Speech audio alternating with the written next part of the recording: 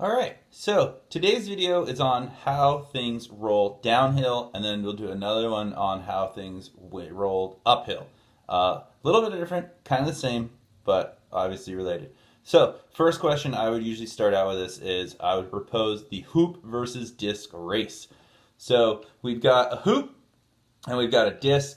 They have equal mass and they have equal radius. So they are the same mass and they're the same size. The only difference is the way the mass is being distributed, either spread out throughout the whole disc or concentrated all on the outer edge like the hoop. So that's the big question, right? We're going to race these guys. I got my hoop here with radius r and mass m, and I got my disc here with also radius r and mass m. They're the same thickness. They're just made of different density materials so they can have the same mass at the same radius. So take a minute and think about, who do you think will win this race? Same mass, same radius. Who's winning this thing? Okay, I got my assistant, my daughter, Temperance here. She's going to start the hoop disc race for us. So here we go. On her count. Ready, set, go. That was loud. That was loud. So who won? Disc or hoop? That one. This one? Disc. The disc? Let's do it again, just so everybody at home can see. Where did I put this? Right in the beginning, line them up so they're equal, and then let it go towards me when you're ready.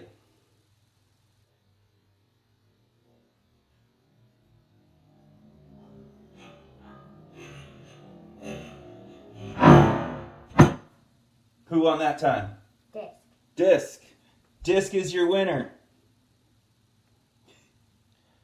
Okay, so we saw that the who won? Disc. The disc won. Okay, so why would the disc win? First, we're going to look at what makes something round roll down a hill at all, right? And where's the torque about it? So for all rolling objects, whether it's a hoop, a disc, a sphere, or a hollow sphere, this works. And we're going to talk about the torque applied. So we have the point of rotation, which is the point where the hoop meets the ramp. Right there. So that's where they meet. And that's going to be the point of rotation like we talked about in our rolling video, that when something rolls, the point of rotation isn't the center of the hoop or the ball. So it's not in the center of mass, but it's at the point of contact, right? So that's where we're going to have to rotate around. And so if you see, we still have our weight force, and our weight force is being applied at the center of mass at a radius away from the point of contact. So that's indicated with our red arrow. There's our radius. So we're a radius away from the center of mass, the point of contact, where the blue weight force is acting. But if we're doing torques, then it's a cross product, and we're only interested in the green part that is perpendicular to the red part. Yep, those are our two components. And then we want to take the green mg sine theta part, and we're going to cross product that with our red radius. All right, and that's going to be our torque. So the torque is then equal to mg sine theta component times r, the radius, as you can see in the black equation. Dad, the mg is right here. The not mg. The green. Yeah, but this is just the component of the blue mg, so this is the part that's perpendicular to the radius. I don't understand any I don't understand any of that. of that. Me neither. No, I'm in elementary. You're in 4th grade. Well, maybe you will one day. Maybe it will make more sense in terms of the forever lever. If we have our forever lever, then you can kind of see how the center of mass is ahead of the point of contact. So if we were to imagine, instead of this being a hoop or a round object, we just imagined it a stick, and the stick was tilted forward, the stick's going to want to fall. And that's pretty much what we have here, is that a wheel is a continuously falling stick.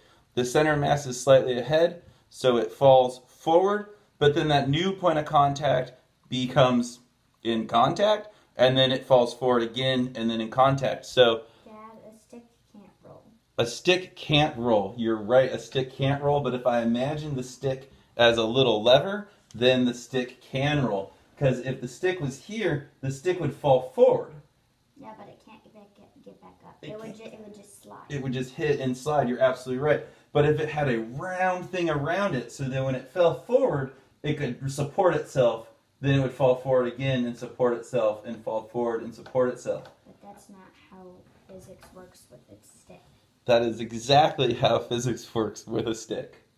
But it can't get it back up on its own. You're right. And that's why the falling stick is just a model for how the wheel actually works. Because if I have my falling stick, it can fall forward, but then it's got this round shell to re-support itself and then fall forward and then re-support itself. But it doesn't have a round shell. Does it have one in real life? It's just a model, honey, for explaining how this piece moves forward and then that piece keeps moving forward. Oh, why don't you explain it with the actual thing? You're so helpful. I try to explain it both ways. I'm just asking questions because I'm in elementary. That's fantastic. And sometimes we use simple models like a stick to explain more complicated things like a round thing.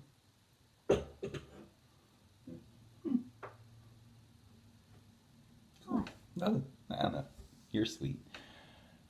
Hopefully that makes sense, maybe. So our torque on any round thing is going to be mg sine theta times the radius of the object. Swap out the boards. So I just take this one Yep, off? we just take that one off and we put it over there.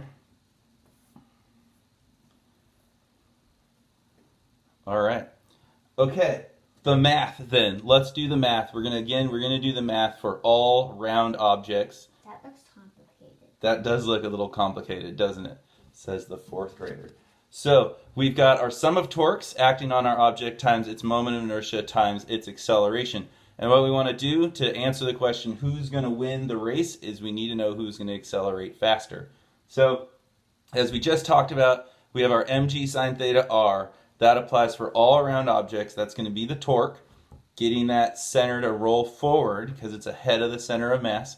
And I'm going to leave the moment of inertia in terms of I so that it also applies for any object. And then we'll apply it to the hoop and the disc separately.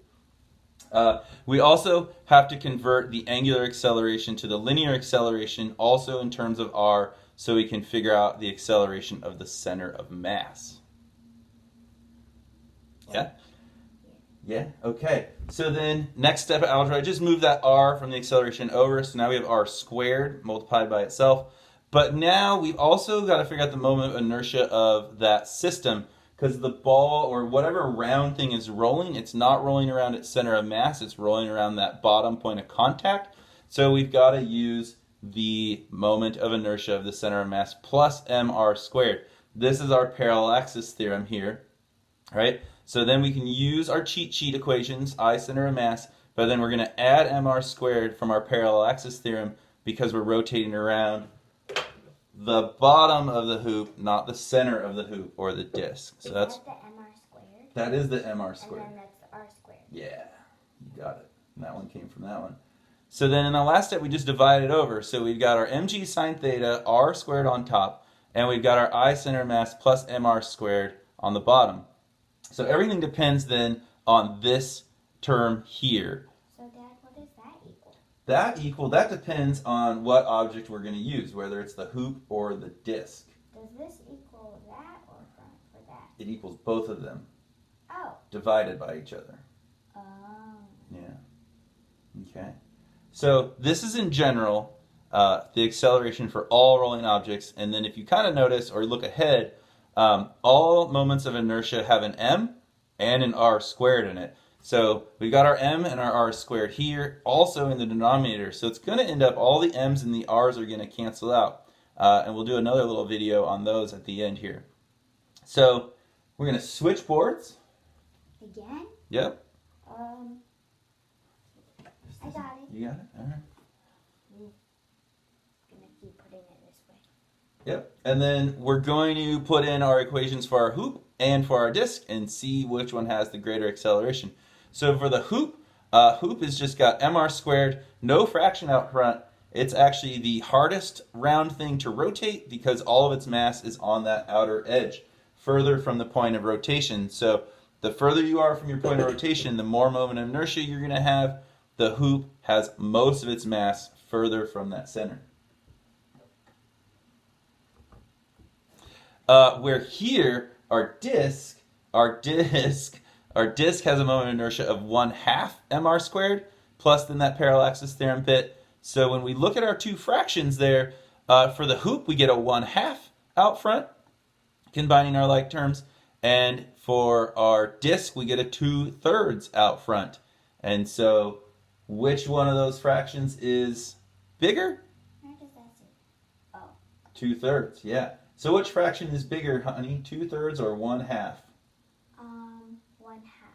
No, 2/3 or 1/2? Which one's bigger? Would you rather have? 1/2. Would you rather have a half a cake or 2/3 of a cake? But isn't 1/2 always the same, even if you split the two, even if it's the same size bar, but it's split into 3, and then you have 2 of them, there's still a half in there. If you ignore the shaded, there's still a half. Right. So which one's more, the 2/3 or the 1/2? The 2/3. The 2/3 is bigger. Right. So the 2/3 is bigger, which Because means the line goes past the half. right. The line goes past the half. Right. Exactly. So the 2/3 is going to be bigger, and that's why the disk has the bigger acceleration and wins the race. What do you think? Good, but I don't understand it. That's okay. You understood the fractions, and that's where you're at right now. Yeah, we're learning fractions. You're learning fractions, and really all that physics comes down to is looking at those fractions out front from those moments of inertias, and it So turns. it looks very complicated, but the answer is just a fraction. Yeah, the answer is just a fraction. Which one has more mass further from the pivot point? And we put that in terms of a fraction. 2/3 or 1/2. And 1/2 is the smaller fraction. It's going to have the smaller acceleration. So our hoop is going to lose with its 1/2. Disk is going to win with its 2/3. Okay, another thing that's kind of interesting about rolling motion is if we look at our acceleration equation, we've got the torque essentially on the top in the numerator, right? So that's from the top. And from the torque, and on the bottom we basically have our moment of inertia from rolling around that bottom pivot point. Notice, right, we've left this as just eye center of mass, so it could be any kind of object. And so what's really interesting is if we say we take 3 cylinders or 3 discs, and we race all 3 discs, they would all have the same moment of inertia here, and they would all end up getting that same acceleration of 1/2 g sine theta. So it doesn't matter what size or mass of an object it is, all cylinders will roll the same. So let's check that out. Right, we saw that in the equation, right? That once you put in the acceleration, it no longer depended on mass. It no longer depended on radius. So theoretically, as long as the mass is distributed in the same type of shape, all disks should accelerate the same race and tie. So let's see if we can do that. We've got 3 disks here, big one, medium, small one. They're all of various mass, obviously, and so let's see if we can get these guys to sing.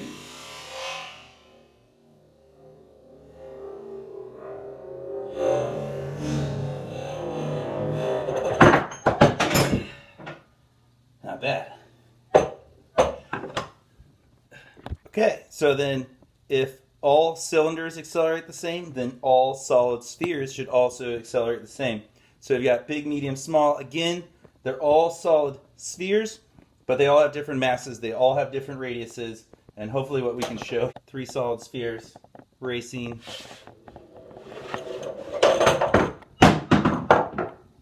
That's going to dent the floor.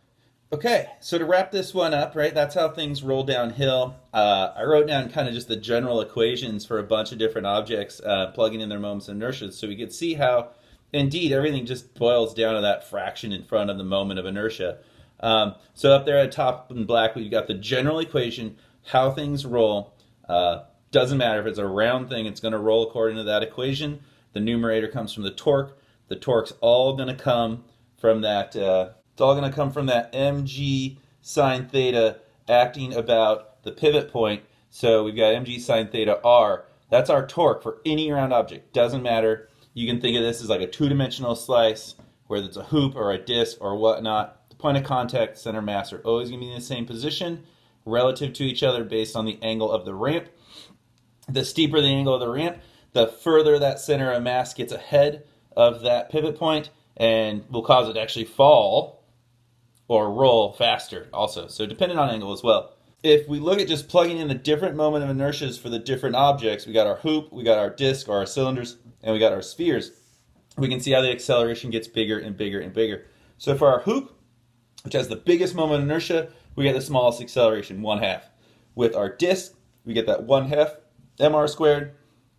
We get that 1/2 mr squared, so we get 2/3 g sine theta. We get kind of like a middle ground acceleration. And then our sphere, which has a moment of inertia of 2/5 mr squared, is going to have our highest acceleration because a sphere has more mass concentrated towards the center, if you can kind of imagine that. Because it is a two-dimensionally shaped object, or the two dimensions aren't symmetrical, then more of the mass is actually concentrated near the center, and that's what makes a moment of inertia low. So moment of inertia of a sphere is 2/5 mr squared, giving the biggest acceleration of 5/7 once we add in that parallaxis theorem bit.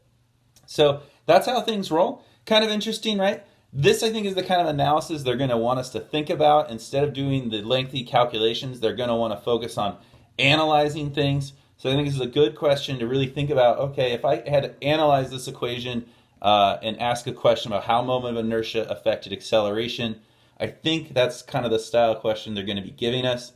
Instead of like deriving these equations, just analyzing the final product.